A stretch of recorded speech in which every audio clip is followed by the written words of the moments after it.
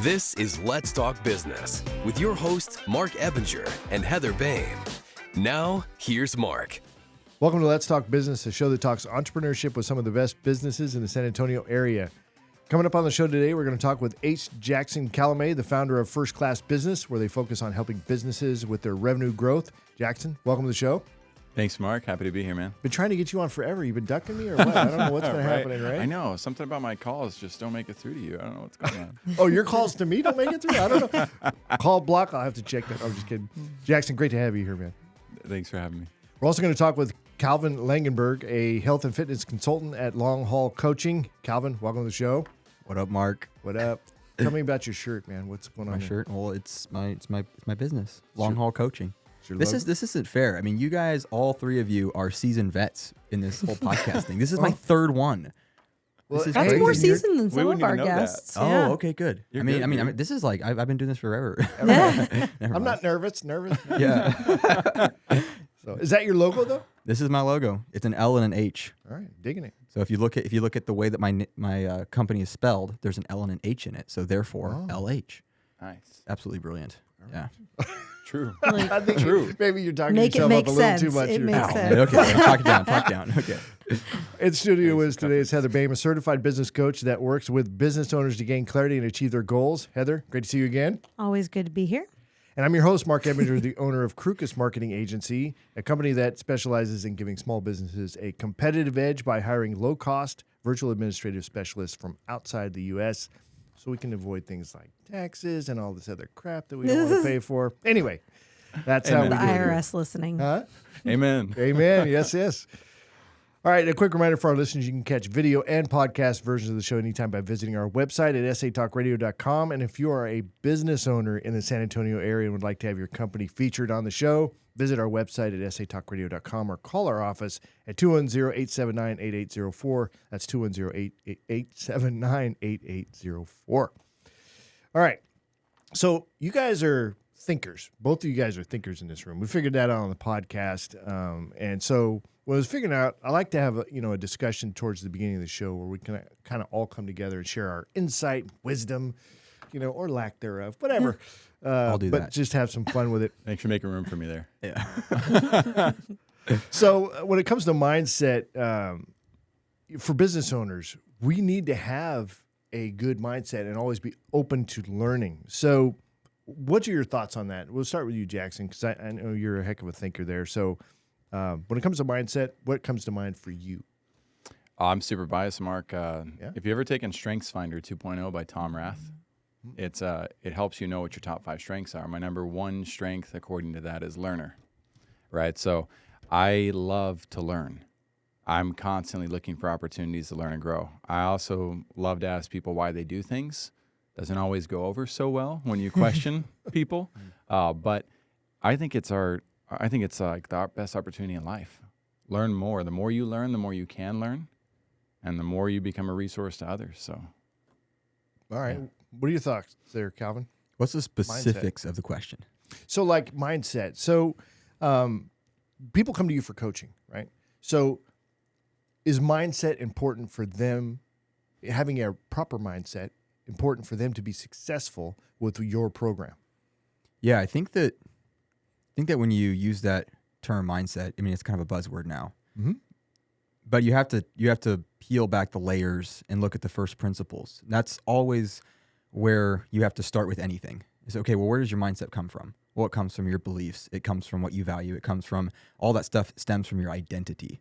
And so it really is not just you have to just think different. You really have to change your identity. And so getting people to not just, oh yeah, I'm going to go start working out. No. You have to become the fitness person now. You have to become everything that embodies what you want to be. Isn't that a tall order, though? I mean, to tell somebody, well, I just want to work out and look a little bit better. He is a thinker. Yes. Yeah, right? And you're like, no. Okay, so first thing you do is you have to change everything you think about fitness. Is that where you would start? No, you start with the little things. So obviously when someone looks at something like for instance, I'll give an example with my own story. So I used to be a short, fat kid, all right?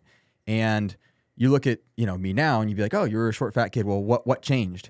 And it was literally like one moment, one decision where I was like, I'm just going to start running, and I'm just going to do this till I get in shape, So it is one moment, one decision, but you look at the totality of the last decade, and it was a bunch of other little decisions of not giving up and just doing a little bit more, a little bit more, a little bit more. And it's the little things. So if you want to change your identity, so I give this example with, people a lot. It's like, okay, if you want to start being more patient, drive slower.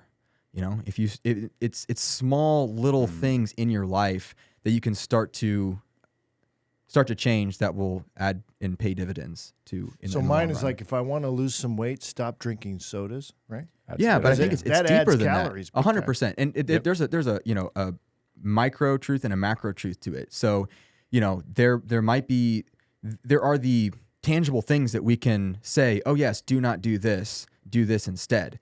But you still have to get to the underlying issue first. So when you talk about mindset, yes, it is 100% important, but still it's like the second or third step. The first step is identity. So identity, and then it goes to, for okay, you, how it you was, think. I don't want to be the fat kid. Is that the or it's like, identity thing? who do I want to identify as? Like, do I want to be known as this fat kid anymore? And honestly, it was great. Everyone thought I was hilarious. Like, you were so much more credible in your humor when you're fat. And, and it wasn't like, it's not like the craziest thing, and it's not like you can't be respected or you can't be loved if you are overweight. But it's like, what do you want to identify, now, and what do you want people to know you for? Like, what do you want to be known for? So what's the second step? Second step, okay, so we have identity, and then we probably have beliefs and convictions and values. Those all three kind of come into play into the second level of, this is where you start with, who you are, and then we get to what kind of makes up who you are. And so, okay, so, there's multiple different things that people value. So you have people who value power, people who value security, people who value freedom and independence. And so it really is, okay, well, what do you value? And so then those things play out into the tangible aspects. So for instance, if you're a person who values security, then the aspects that you would find that you would do would be things that would reflect someone who would value security. I'm trying to think of an example, like maybe from like a nutritional standpoint. Like if you value security, or let's, Like maybe from entrepreneurial entrepreneurial with diabetes, right? Sure. That's Or like, a security thing. Yeah, exactly. There you go. Or like maybe from like a business perspective, like someone who is risk averse, they're not going to go out there and, do crazy investments, things like that, So they value security for them. I don't know if that makes sense, but what comes to mind for me is think big, act small. If like what you're thinking of is important enough and big enough, is it worth making that one small change in the right direction today, right? Like if the goal is to be in shape because it's important and it aligns with your values and you've got all of that there, is it worth not choosing to order soda at dinner? Or if you want to be an investor one day and you want to create this big, huge empire, is it worth reading 10 pages of a book today? Think big, act small, and it starts to compound. Well, I know Jackson would go for that. He's a reader and a thinker. And what do you think about what Kalvin was saying? I took notes. Yeah, I saw you over there loved it. taking notes. I love it because, my big thing for business owners is vision. But you can't have a great vision if you haven't figured out your own identity first. And so while I like to start with the people who are ready to move that vision forward, the vision's going to be wrong if they're not in tune with their own identity. I take that for granted sometimes because I know my identity, right? So I love the book, You Can't Teach a Kid to Ride a Bike at a Seminar by David Sandler. It's one of the best sales books in the world. And in the first chapter, he talks about your I versus your R. And that's your identity versus your role. Most people identify themselves by their role. So if they have a bad time in their role, they feel bad about themselves. But if your identity is associated with your intrinsic value, meaning you know that you are perfect as you are, you know that you are valuable no matter what, just because you exist, then you don't face the roller coaster of ups and downs. You can go through those seamlessly. So I know that my role as a son of God helps me feel good. That's one of my most important roles to help me, but I also know that my identity goes beyond that. Again, it's just because I exist, right? So what Kalvin's saying makes perfect sense with me because I need to make sure that my visionaries understand who they are as a person before trying to dig the vision out. When it comes to business, go ahead. Oh, Well, my thought is both of you have what it sounds like a very clear picture of your vision and your self-identity. And I feel like for a lot of entrepreneurs that does get muddled, the role versus the vision, and they have something they want to do, but they don't have clarity around it. What did the process of gaining that clarity look like for both of you? Start with Kalvin. Yeah. I think you have to look at what it stems from. So I like to compartmentalize things and see things in layers. And so like the first layer would be my identity as a follower of Jesus, you know? And so that trickles down into everything. And then my second identity would be, you know, a husband and a father, and the roles that are intrinsically intertwined in that aspect. And then next it's, okay, so now I'm a coach. And so I think your question is, you know, how did you kind of gain this realization of your identity? I think it's just the outplaying of it just starts from those things, you know? So it's like, okay, I am like the priority is those first layers. The priority is I'm a Jesus follower first. So that may look different. I can still be a Jesus follower and a, you know, health and fitness consultant. I can still be a Jesus follower and a husband. But at the pinnacle part of certain aspects, it's like, you know, if someone were to ask me, I'm trying to think of an example of how that would, you know, tangibly look for a Christian health and fitness consultant. You know, I mean, maybe one of the things that I talk about is like, don't just have a healthy relationship with food, have a godly relationship with food. So tying in what you do to those first layers that you value is kind of how you start to understand your identity. It's like, oh, this is kind of who I am. This is what I do. I'm a Jesus follower. I'm a husband, and I'm a health and fitness consultant. Okay, so now everything that I do is going to reflect that. Well, and I think, you know, that's something that comes, it seems fairly naturally to you because you're not just a thinker, but you've turned that thinking inward as well. You've done a lot of introspection. It's allowed you to be able to take that and portray it onto your life and your business as well, which I think is super valuable. And some people, they don't think to turn that inward. They think, but it's all about this, that what can I affect? What can I put out in the world? The external. And they don't turn it inward. So where did your clarity on your vision and your values come from? Wow, that's a very deep question. Sorry. No, that's Roll deep okay. with it. It's I appreciate it. I guess I want to start by saying, like, I also everything that I do has to do with those that I serve, right?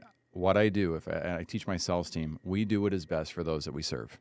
If we fall out of line with that, then we're looking at satisfying our own needs. But that's not according to the law of abundance. The law of abundance is the opposite of the law of scarcity. Law of scarcity says, hey, this is mine and I'm greedy and I'm not going to share it, right? The law of abundance says, you know what, there's enough water to go around for everybody. That's pretty easy to believe when you live in a first world country, right? Could it be like, go get your own? Is that law of abundance? There's plenty. Go get your own. I like that. That's funny. So the comedian in the room. Yeah. So no, I love that. But you asked where it came from. To be honest with you, I was in Uruguay, and I was there for 2 years helping out, and I was there for a year and a half at this point. And I'm walking down the street one night, and I see this silhouette coming towards me. It's probably 9:30 at night. We're supposed to be home at 9. So it was, we were walking pretty fast, but there was this family we had been teaching, and they had 6 kids under the age of 9. The 9-year-old looked like my nephew. They lived in a room the size of this room, and it was a tin shack. There was one small twin mattress, and it wasn't a mattress. It was a foam. It was just a piece of foam. And it was worn so thin because Mom weighed probably about 300 pounds. And so I'm constantly, every time I'm there, imagining, like, where do they sleep?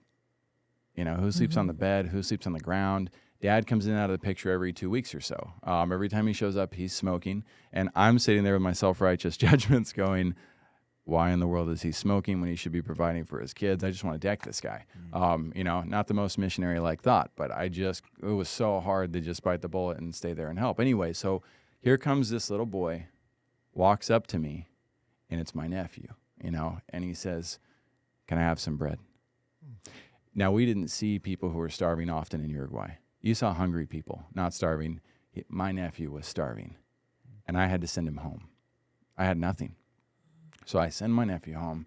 He looks at me, just ultra disappointed, of course, walks around, and I'm just, in silence, I'm just bawling. With 2 other people walking me, they're talking, we're used to this, but this was immediacy, right? This was my family pretty much. And so I start shaking, and I look down, I'm like, man, I got nice clothes on. I got a nice backpack. I felt dirty because of it. And I started thinking, you know what, tomorrow I'm going to go into the rice fields. I'm going to make some money. And then I'm going to open a little computer store because that's what people do here to make money. I've seen it everywhere I've gone. And I'm going to help this town. I'm going to teach everybody how to make their own. And bam, it was like I was slapped. My head goes to the side and I hear a voice that says, Jackson, why don't you go home, take advantage of your education for once, learn about business, and help as many places like this as you can. It's a pretty good idea. Yeah, there's Howie Estelle, right? Great him. friend of mine. He introduced us, as a matter of fact, and Yep. there was using your talents in a way that can benefit others. Talents I didn't know I had. Mm-hmm. I was 19. I didn't know I was supposed to be in business, right? So that intuition that Kalvin talks about, right? Having that identity, knowing your source of strength, whether you call it the universe or I don't care what you call it. I don't think he does either, in my opinion, right? You can call it a giant whale if you want to, right? But that meditation process, that prayer process, that's that secret power that if we choose to utilize, your heart and your mind will help you know what you need to do as you study out your life and how you want to help people. Nothing more frustrating than trying to use a Phillips screwdriver as a hammer. You know what I mean? It's use the right tool for the right job kind of a thing. And when you recognize your talents and you start using those, the way is really kind of paved nice and smooth for you. I think there's one more aspect to that I think really helped me, that I really highlight in my coaching, is personal responsibility. So it's That's big. that second in that moment where you stop saying, "Oh, this is somebody else's problem." It's like, no, like this is something I have to deal with and something I have to, grab the reins with my hands and figure it out. Yeah, it's consequences, right, too, which our society needs more of those. All right, so let me go to Jackson here. First up on the show is H. Jackson Calame, the founder of First Class Business, where they focus on helping businesses with their revenue growth. So, Jackson, tell me a little bit about your background. How did you tell me what you do, and then how did you get involved in it? Yeah, so I help businesses with sustainable revenue growth. I'm looking for entrepreneurs that have at least 3 to 5 years of experience to work directly with me. If you don't, I got free programs, or I'll refer you to people along your way. But I need people who are ready to move. And that means personal responsibility, like Kalvin said, being ready to be accountable for every action. You as the visionary, right? The buck stops with us for our companies. Everything that happens with my company is ultimately my fault, for good and for bad. I have to be responsible for what I do, right? So how did I get there? Through a process of, one, going back to school and saying, hey, I want to get into the business program. I know I messed up before I left. I got a 0.33 GPA, but I'm ready to shape up. And they laughed me out of the room, basically. So after that, I realized, well, what do? I can get loans and finish my education, or I can find a business owner who's willing to take a chance on me and pursue the path that I know I'm supposed to pursue. So I did just that. I went and got into multi-level marketing, shifted pretty quickly from that to Lifetime Fitness. I was the first sales rep hired in San Antonio that didn't have a degree. I was tenacious. I was persistent.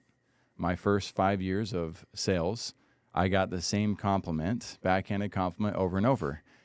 Jackson is persistent, which means Jackson's not very convincing or very good at what he does, but he does not stop following up, right? That was my secret for years, was I just got to pay my dues and put in the work to get the results.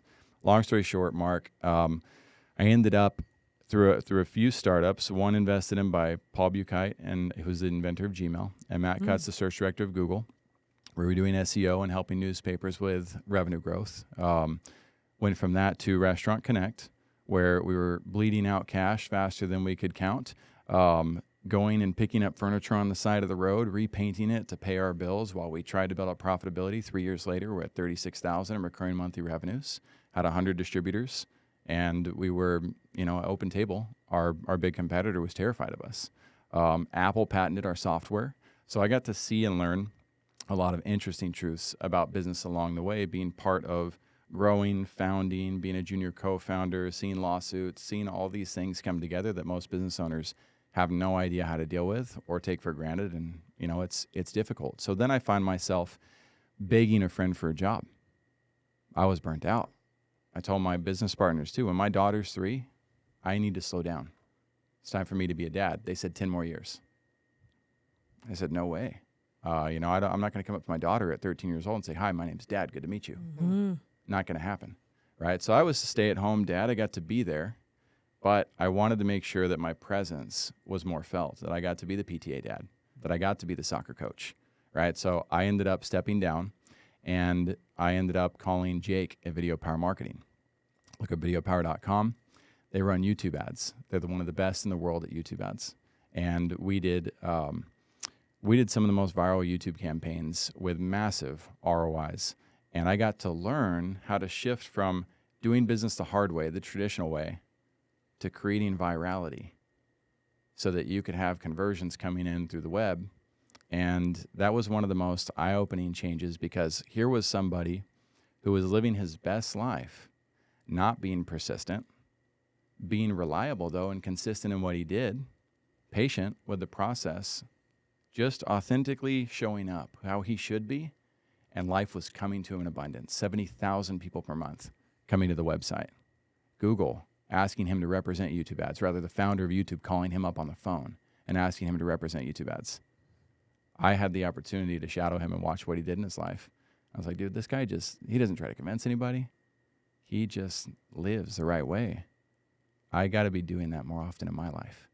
So all those elements, you can notice Calvin and I both, we seem to stick to principles, right? It's the principles that drive the victories. That's cultivating a harvest. It's the law of the harvest, not the law of the microwave, right? So teaching entrepreneurs to start looking at, like Heather said, the internal. What can I learn internally about me? That will help manifest the types of life activities, the types of experiences that I want to have.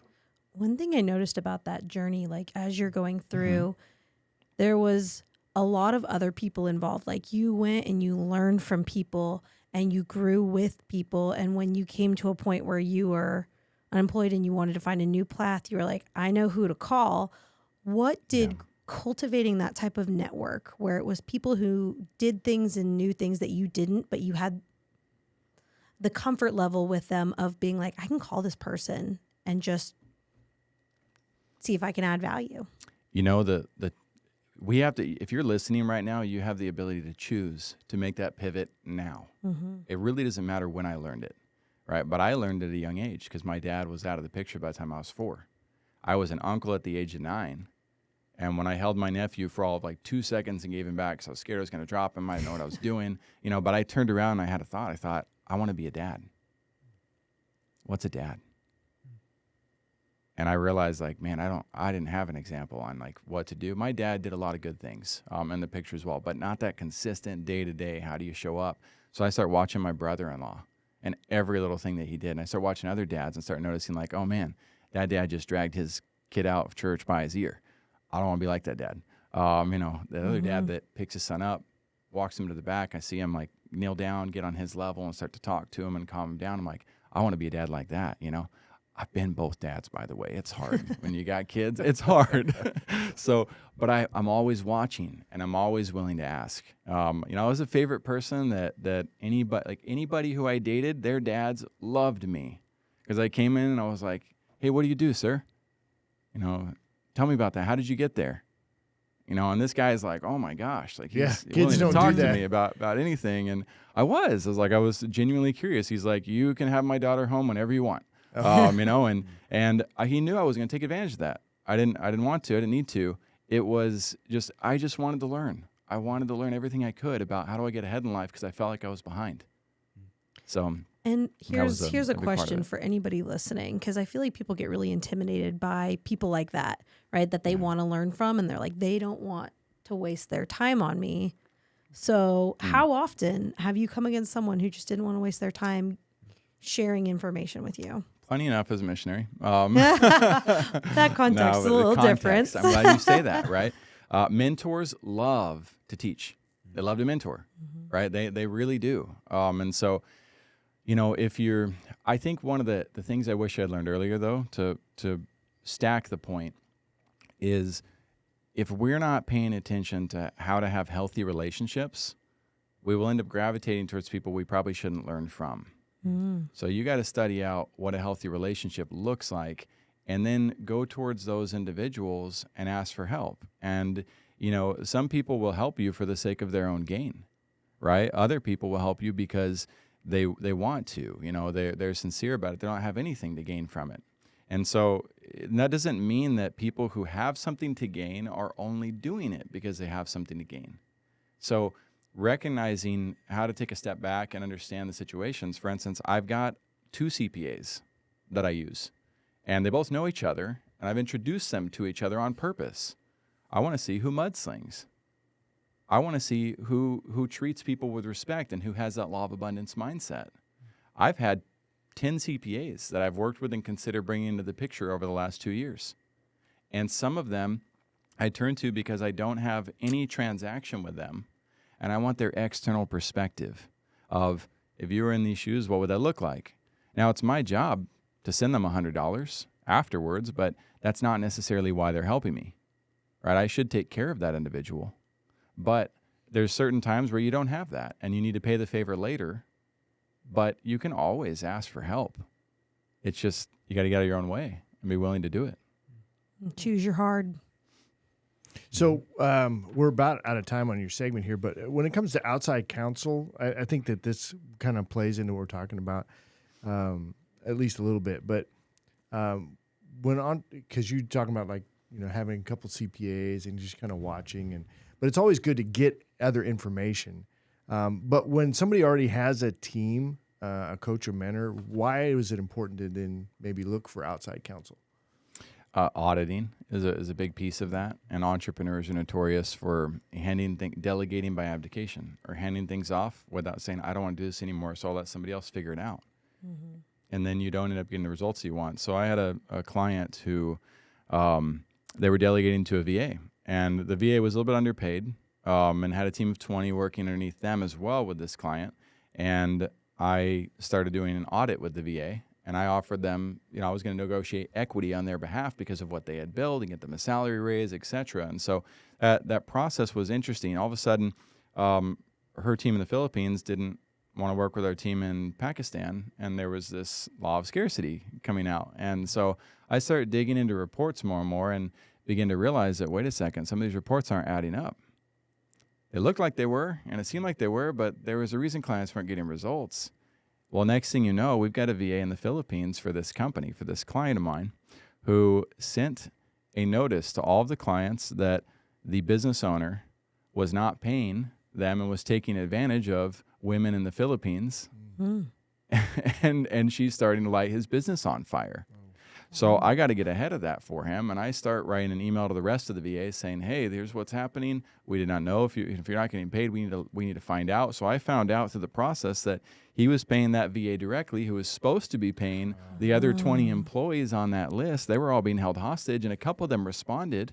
Most of them stayed with her. They were worried. They feared. She was a big, powerful person in their city, and they didn't think they would be able to get a job outside of her. A couple came back. One of them told us, "Jackson, I'm so glad you reached out. I was fired for having a baby. I did not get compensated for my last month, and I was let go because I missed work because I took maternity leave for 1 day." Oh, my gosh. Who was taking advantage? Not the person sounding the alarm. Oh, it was the person sounding the alarm who was blaming the entity for doing it, because I had found out that she wasn't reporting honest work. She was fabricating the entire report. They weren't doing what she said they were doing. So, and when you bring somebody in from an external perspective to audit, my job was never to get her in trouble. I wanted her to have equity. I wanted her to belong to the long-term vision, because she was, in my eyes, according to the reports, a unicorn. But I found out the hard way that sometimes your closest allies, those who you think are your closest allies, your closest friends, actually aren't. Yeah. So auditing, that's a good point. Yeah. All right, Jackson, if people want to get in touch with you, how do they do that? They can reach out to me on LinkedIn, your favorite social media platform. You can call me, 210-683-9307. It's 210-683-9307. Happy to take a phone call as well. Thanks, buddy. Always a pleasure. Likewise. All right, next up on the show is Kalvin Langenberg, a health and fitness consultant at Long Haul Coaching. Kalvin, good to have you here. I actually see quite a bit of you on LinkedIn. You spend a lot of time there? Yeah, I just kind of repurpose everything I do on Instagram, on LinkedIn. Is Instagram your primary then? Yeah.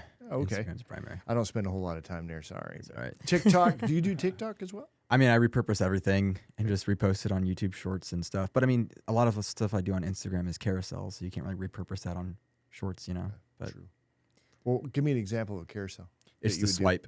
No, I know what it is, but I mean, what would you post there? Like today, I posted, never do this in your strength training, or stop training legs, something that's a little catchy, and then you swipe. And I mean, you can repurpose it in like a different format, but I like where your head's at there because I don't like leg training either. yeah, exactly. Never trained See, legs. that'll catch your attention. I love it. But that's the thing. I feel like a lot of people are like, Mark, they go to their primary social media. So to you, it's repurposing, but to them, it's super fresh material because they're not on your Instagram, your Facebook, your LinkedIn, and your TikTok. They're on probably one or the other. Yeah. So it's good that you're hitting all the major markets. Yeah. Yeah, most people do. They fit into one or two spots like I do. I love TikTok. I just go there. That's where I get all my accurate news. Yes, all the I accurate followed news. you on that. You told us to get on TikTok, and we set You ours follow up. me? Well, I Sweet. followed your path. I need to follow Oh, you. okay. Yeah, follow me. Let's Be do that that. next person. So I I'll will have two followers. right now. Well, what inspired you to start your own long haul coaching? This is your entity, right? Mm-hmm. Yep. So you went out on your own and you've focused a little differently than most coaches and trainers by going online. What inspired that? So I was a light bulb guy, and my dad was the branch manager there, and I thought I was going to do that for the rest of my life. I thought I was going to be a light bulb salesman. I know a lot about light bulbs, by the way. And then we got a new manager, and I was like, I got to get out of here. This guy's crazy. I was working long hours. I couldn't do this. I was like, well, I do like working out. It's kind of fun, and I did have a process of several years before that of learning how to get stronger. I've tried all different types of, training, calisthenics, powerlifting, CrossFit, all that fun stuff. I love sports. I love competing. I played soccer, basketball. Pretty much any sport. I love it. And so I kind of realized, like, after running for a while and getting in shape, like how that really does change your mind. Like it changes your life legitimately. And, I didn't really know why that was starting off, but then the more you learn about it, one of the things that I always tell people is that your emotions have a chemical makeup. And so when you start to do these things, when you start to change your biology, that actually legitimately changes your actions, your outcomes. And so I just saw an incredible benefit from that. And, as a Jesus follower, it's very difficult to not share that with other people. It's like you just taste a really good ice cream. You're like, I got to share this with everybody. So that was kind of like the main motivation of becoming a trainer. So I did personal training for a little bit, and I started LA Fitness. That's just what you got to do, commercial gym. The hiring process was wild. You just walk in there, you're like, hi, I'm here. They're like, you're hired. Like, okay, cool. We have somebody who can fog a mirror. Let's get him.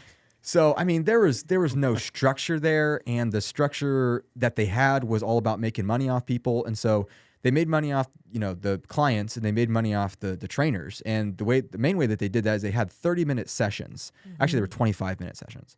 And so people would come and they would show up, 5-10 minutes late, and then we would have 15 minutes or something, and we'd be like, okay, what do we do? And so what I started doing is, there were some people that were just kind of there just for fun and do a workout. I'm like, all right, just do whatever. But I started doing, I was like, okay, well, this 15 minutes isn't going to do anything for you. Like, how do I actually help you? So I started, writing out workouts for people, and it's being like, okay, and then we would use the 30 minutes as kind of like a check-in, kind of like a debrief of how the rest of the week is gone, checking in on their sleep and nutrition and stuff.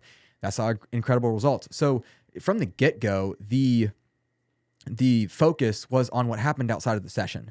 And there were still some people that would come in, and I still needed to get my feet wet with just communicating exercise to people, because I had done this for a while, but then there's the reality that you actually have to figure out how to communicate that information to other people. And then I kind of got to a point where, LA Fitness, again, they're just all about making money off people. I was training, sometimes 20 people a day. So I was like, all right, this is not sustainable. And they were paying me $6 a client. So it was $12 an hour, and those are only the hours you worked. It was crazy. But again, you got to get your feet wet. I saw it as kind of like an internship. So then I kind of went on my own, and throughout this kind of whole process, I mean, this is going to be like a hit out of left field, but I wanted to dunk a basketball. So that was like one of my biggest goals. I going from like this short fat kid, that would be crazy. Like, just think about that. Like, even my own mindset of being like, oh yeah, like, I mean, I've never really jumped. I've never really even tried that, and being like, man, like at 5'8", you know, with the complexion of a polar bear, like that would be like the coolest thing. Like, that would prove to so many people. I feel like, and I felt like that would give not just like myself credibility, but that would give credibility to the reality that consistency over a long period of time yields true lasting results. So I was like, if I can do this, like that would just be such a confidence booster just for other people and for myself. So I was like, all right, let's see if I can dunk a basketball. So throughout this process of, I finally did dunk a basketball. It was pretty cool. It was off the lob. But throughout this process, my knees just like, they got wrecked. My ankles got wrecked. I had like horrible patella and ankle tendonitis. And so, you start searching all over the place for different, means and rehab protocols and everything. Well, TikTok. That's where you learn everything. Exactly. That and YouTube, right? Well, and then you start applying everything that you've learned from these certifications or just even the general information out there, and you're like, this isn't working. I don't like this. It's not. I mean, you try this stuff, and I'm very results driven. So I was like, okay, well, I tried this for a couple of weeks. It's not working. Like, my knees still hurt. And so there was a point where I was like, well, I'm not just going to give up. Like, I'm not just be like, all right, I dunked a basketball. That was cool. I was like, I want this to be like a thing where, it's not just about dunking a basketball. It's about improving my performance, And so throughout this time, I was also training general population. That's what they call them in the training world. So just like normal everyday people, Sounds not like necessarily prison. athletes. Yeah. Yeah. Gen pop. Slightly overweight, middle-aged man like myself. Exactly. So I came across Ben Patrick, who is known as Knees Over Toes guy. And this was when he was first getting started. I mean, he is blown up now. I don't know if you guys ever heard of him, but he's completely blown up. And I was like one of his first like 20 clients or something. Because I remember I talked to him directly on the phone, and he's like, hey man, he's like, I train a few people for free. You want to just, and he was like sending emails, like he was sending full workouts every single day. He would just email them out. And so he's like, yeah, just, tag me whenever you can, whatever. And he's just like, I just need to kind of get this stuff out there. So I started doing it. My knees felt incredible. My ankles felt incredible. And I was like, oh, wow, this is crazy. And I think what's really cool is that when I came to this stuff with a little bit of the background that I had with like biomechanics and understanding of this stuff first, it made sense why it worked. And I was like, man, why is nobody else doing this? So I kind of, got entrenched in kind of this whole ideology. But I'm also not a very big like system guy. I'm very principle driven. So I was like, I understand he's doing all this stuff, and all this stuff is great. He's an incredible marketer. But I'm like, why is this, like, what are the principles behind why this stuff works? Why do my knees feel better? And then, he kind of partnered with a couple other people, and he branched off into some other areas and avenues. And then I came across this one guy named Lucas Aaron. So his whole mantra is range of strength. So this idea that and he was the first guy that I've ever seen that when you think of flexibility and males, you think, oh, these kind of like scrawny guys that are kind of doing like this meditation, yoga stuff. It's like, do you want to be strong and jacked, or do you want to be flexible? You got to choose one, And then I saw him, and he's like doing the splits, and his like quads are bigger than my face. I'm like, what in the world? Like, what is this? And so, then I kind of, started mentoring under him and started to understand like these concepts and these principles of the combination of strength and flexibility, like how those two are intertwined. And it just opens your mind to a whole new world. Like, you have no idea what you just don't know what you don't know. And so I started kind of, practicing those things. And then this is the biggest thing, is learning how to regress. So I'm training Gen Pop, and, these guys are kind of like teaching athletes, some of these concepts. Like Ben Patrick is really big on basketball players, So I'm like, okay, well, Mary Lou, she's not a basketball player, right? But her, her knees and her range of motion aren't that great. So the biggest thing about, Ben Patrick, all these guys, Lucas Aaron, is, all right, how do I regress this to any level? How can I use the right movements and the right progressive overload so that I can have an athlete doing this with 225 on their back, but I can also regress it to a point where your grandma can do it, just with her body weight, the same exercise, same movement, but it's just regressed to a point that someone else can do it. It's all the same principles, all the same ideology, but it's just, you can use it for whatever purpose you need. And so, just learning about that stuff. And so I started applying that to my clients and just started seeing great results with them. And so that was really cool. And then the transition to online, the biggest change was Charles Poliquin. He's kind of the founding father of this whole knees over toes movement, range of strength. And one of the things, he's the greatest strength coach of all time. I don't know if you ever heard of him, but I mean, he's trained over, I think it's 200 Olympic gold medalist. Or no, sorry, I think it's 26 Olympic gold medalist, 200 Olympic medalist. But it's across like a variety of different sports. So he's just known as like the greatest strength coach of all time. And one of his main things is he said he went over to Russia and he was trying to figure out why their Russian Olympic lifting team was doing so much better and just completely dominating, the U.S. team. And he said the one thing that was different was their athlete selection.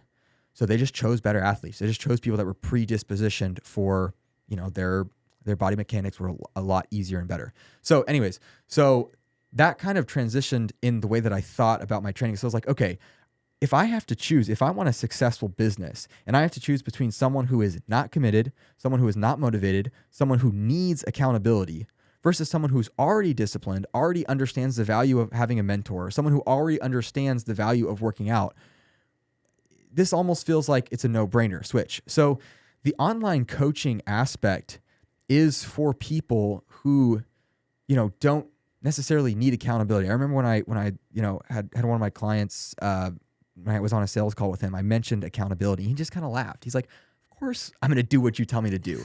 Like, I'm paying all this money. This is just what I do, And it's just like, oh yeah. So, I transitioning from working with, people at LA Fitness who are just kind of like, most people who are at LA Fitness, they don't really know what they're doing. They don't even care, So going Most from that, people who have a membership don't go. Exactly. They count on that. Yeah. So those are the people that you're kind of dealing with. And so it was this transition of being like, okay, how do I attract the people that are going to do the work? How do I attract the people that are going to already be disciplined, already be motivated? And I think the online coaching format is the best way to do that, because it's like, look, if you want me to count your reps and if you want me just to show you how to do an exercise, there's no value there. There's not a lot of value there. Anybody can do that. But if you want to learn everything I've learned about how to train your body out of pain and how to create a sustainable means of working out and living life healthier, yeah, that's like let's do that. It's just information implementation. So I think that the online coaching model is just better geared towards the people I want to serve. So we're running up I on fat time. like there was a book in there. Yeah, Sorry. I feel like there were 3 book titles at least in that journey from fat kid to where you are dunking. now. I want to dunk the ball would be a cool title that I would probably pull off the shelf if I was looking to figure out how to wind my, all that experience, the winding through all the different thoughts and people and learning. That's valuable information. Right That's there. how you find your identity. You go on a long journey. I didn't expect a mic drop at the end, but you did it. Yeah. I was like, Those are after all harder the drop. value, you still hit it. Yeah, Jackson, if folks want to get in touch with you, how do they do that? Instagram's great. Long haul coaching. That's easy. Longhaulcoaching.com or what? Just at long haul coaching. Just go on Instagram, type in long haul coaching. All right, cool. Well, thanks, man. Great job.